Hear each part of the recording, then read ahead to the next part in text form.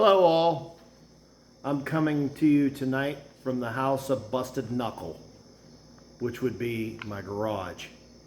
And if any of you ever have to work in your garage, you understand what I mean when I say the house of Busted Knuckle.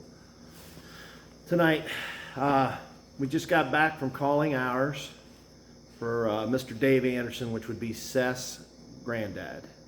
It'd be his mother, Kathy's dad. I got to meet Dave probably 4 times. Dave is a cool, just a cool dude. He's a cool customer, and the best way I could describe him was, you know, the Bible says, "Let your yes be a yes and your no be a no." That would be Mr. Anderson. One of our videos, and I forget which one it was, Seth sent it to him because he was kind of our filter, and he'd give us input and stuff, and he talked to his you know, it's really cool. You know, his Dave's grandkids was broke up pretty good tonight.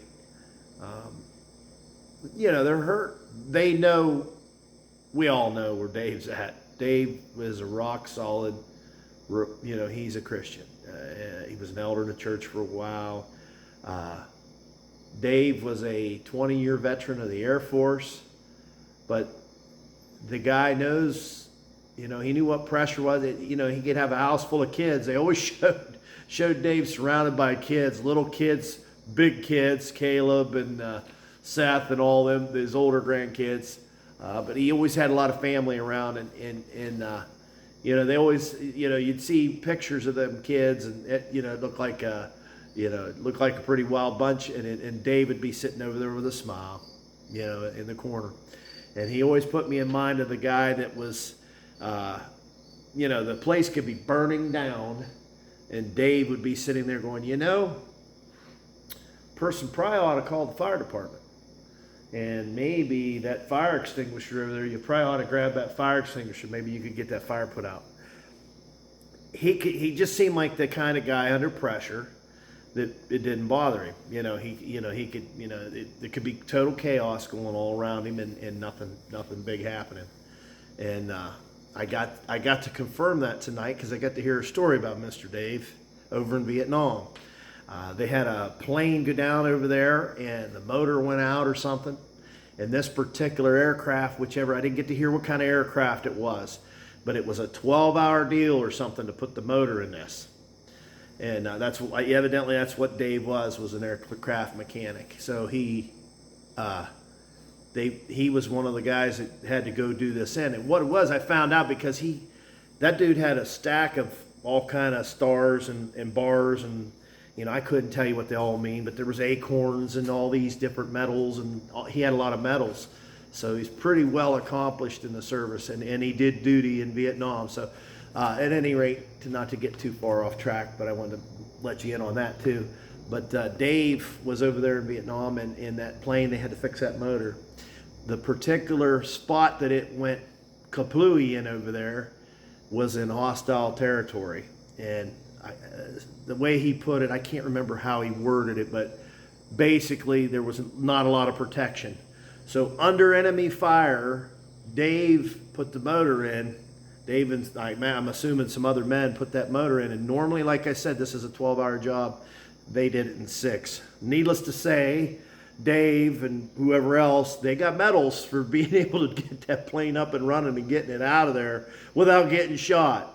So that's the kind of guy we're talking about. The pressure wasn't a big deal. And what that puts me in mind of is preparedness. Now, I got you out here in the garage, not to show off this red turd that's behind me, because this has been nothing but a money pit. But I wanted to talk to you guys about prepared. Like, say you go on a trip. One of the things you ought to do before you take off out of the driveway, pull that stick on that motor that says oil. It's always a good idea to pull that stick, you know, before this trip and check that oil. Maybe another thing you want to do is just check your transmission fluid. Fire it up, check the trans fluid. Go around, kick the tires, check the air pressure. You know, just do basic maintenance. Grab your your hoses, squeeze them, make sure they ain't all tore up or got soft spots in them. Maybe reach down and grab that V-belt in there, make sure it's good to go. No, I don't. Maybe you're going on a 100-mile trip. Maybe you're going on a 1,000-mile trip. But prepared, just your basic car maintenance. Just looking at that kind of stuff, being prepared. So I got the turd in the background, so you guys can see that. But, just as a visual aid, I've learned that people love visual aids, and it ain't me. It's something like this in the background. Or a beautiful woman. Sometimes have Robin snuck in there. But anyhow, I digress. Prepared would be a good way to put Dave. I got a picture of him so you guys can kind of see the man I'm talking about. That would be Brother Dave Anderson. Brother Dave Anderson, I say brother because he's a Christian brother. He absolutely was. And I'm proud to say that. And people like Brother Dave make me want to prepare and be a better man too. I want to do better. I want my yes to be a yes and my no to be a no. I like that. I liked he was a cool character, cool, calm, collected. Grandkids loved him. All the kids, like I said, there was a lot of the kids a little bit broke up tonight. And they're not kids now, they're older. They're men and women now, but Dave meant that much to them. He was kind of a pillar of advice. I know Caleb talked many times. They talked over different things, and he took very to his heart any advice Dave had to tell him. He took it to the bank, and you could take it to the bank if Dave give it. If Dave told you something, take it to the bank. But I wanted to talk about that tonight and being prepared. And let's work on getting our hearts in the right place and our minds in the right place. There's a lot of stuff out there that's been able to knock us out of center. It's been spinning our compass here lately. So it's been spinning mine. I don't know how you guys have been coping and doing things. We've been able to get our groups back together a little bit. Just about the time something else has got to come up. And we've been rocked pretty good with the vid, which I don't, is it the flu? What is it? Who knows? But Seth's family all got rocked pretty hard. And like I said, Grandpap Dave there, he struggled through it and ended up with pneumonia and ended up getting to see our Maker. So he's the lucky one. He's doing really good. And that was the consensus of everybody there. We all knew Dave was in a better place. We're hurting here because we're missing him, but we all know Dave and where Dave is. And it's that's the comforting and knowing that. It was a kind of an awesome thing that everybody, Emma and all of them, had that to say about Dave. And she was kind of ticked because he got there before her, what her attitude is. But I wanted to tell you a little bit about Dave and his preparedness and his prepared mind, him serving the Lord. With that all being said, a lot of you guys have been serving too. You give a lot, and you know who you are. And that's cool to know. We've got friends and family that are like that, and you guys know who you are. It means a lot. It meant a lot to Seth and Kim, and it means a lot to me and Raman also. But I deeply want to thank you guys, and you know who you are. You guys know who you are. But the support to the family's been great. Everybody's been helping us out. The calls, the prayers.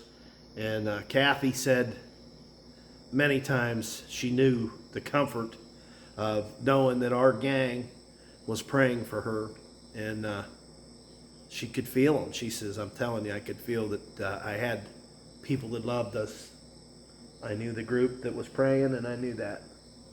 I don't mean to blubber, but you turds know who you are, who's been helping us out and praying and pulling for us. And it won't be forgotten. I love you guys, and you know who you are. But that's going to be about it for tonight. I guess I could drop a scripture on you if you want here. It's actually a pretty good one right here.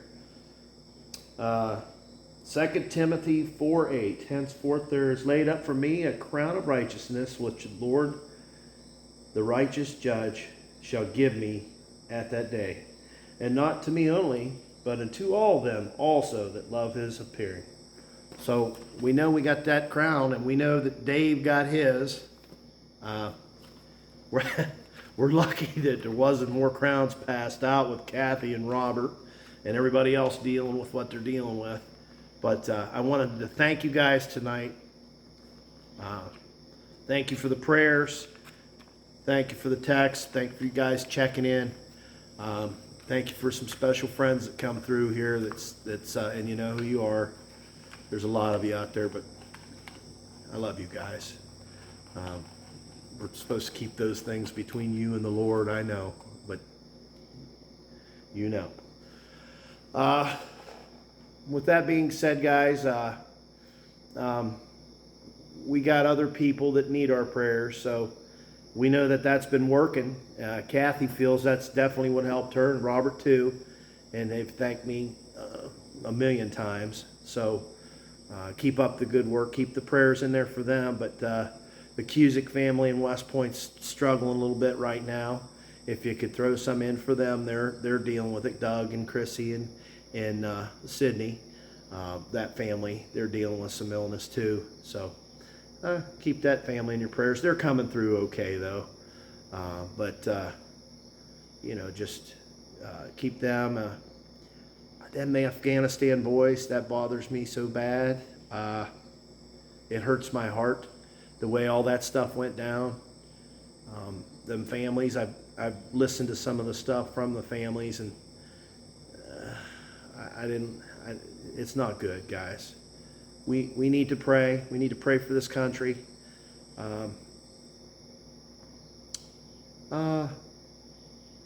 You know, pray on one another.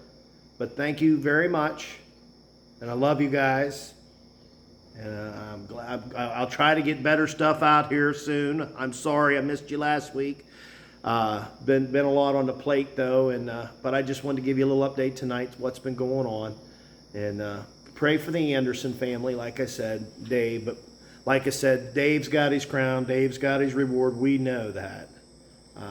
But the family's hurting. You know, they're dealing with that stuff, but they're dealing with it, and it's brought the brothers. You know, have been able to come in and talk and stuff. Seth's brother Darren and Caleb, they're all up here. You know, and it's great to see the gang back together, kind of, you know, hugging and loving on one another and trying to build each other up through this time. But without sounding sappy, I'm going to let her go at that, guys. But don't worry about the cars so much. Well, let's worry about us being prepared. You know, if anything's opened my eyes in the last few years is to try to get yourself prepared. You know, and not so much you, but your friends. You know, get the word out there. You know, we got to be ready to receive our crown. If we're not following Jesus, if we're not doing what's been asked of us in that book, you know, that instruction manual, basic instructions before leaving Earth, that book, we're going to start having trouble. You know, we're going to start slipping. We're going to start falling into the world. We're going to start worrying about worldly things that, you know, the devil can't beat us there. We've already beat the devil with Jesus. Jesus beat him. You know what I mean? Jesus did that for us, and as long as we're on his, we got it. We got to follow Jesus, because Jesus already has defeated him. We know the devil's working. He's not hiding it now. Everything's out there in the world to see. You know, if you guys ain't picked up on that, pay attention. But like I said, we're gonna duck in behind Jesus. We're gonna hook our wagon to that man, because that's the true leader. You know, Trump ain't gonna get us to heaven. Biden, I don't know what Biden. I don't even want to go down that road. But at any rate, You know, no man's going to get you there. Jesus is, though. Jesus is our only hope, guys. And Dave lived the life for that example for us, too, to show us how we should be. And he's taught that to his grandkids. He's taught that to the rest of his family. It was an honor to be able to go down there tonight and talk to the gang and love on them. And but I wanted to thank you guys deeply, deeply, deeply. And it does mean a lot. And I love you. So, good night. Till I can get that red-headed, bearded dork back in here and we can get these straightened around, I'll catch up with you later. Good night. Love you.